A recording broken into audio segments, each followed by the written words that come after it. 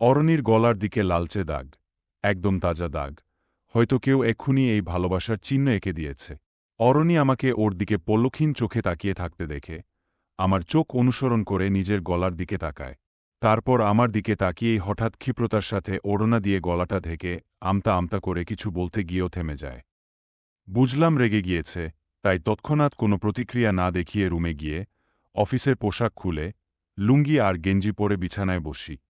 হাতে মোবাইল, চোখ দুটো স্থির সেই অচেনা ব্যক্তির মেসেজের অপেক্ষায়। দীর্ঘ ২০টা মিনিট অতিবাহিত হওয়ার পর পরই একটা মেসেজ আসে।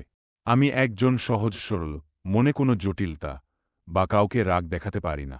স্বাভাবিকভাবেই অরণিকে বলি, অরণি, তোমার গলার নিচে ওই ভালোবাসার চিহ্নটা কে এঁকে দিল? অরণি নিশ্চুপ, তবে নিশ্চুপতা বেশিক্ষণ স্থায়ী হল না। মেয়েটা কেমন যেন আমাকে উপেক্ষা করেই হনহনি।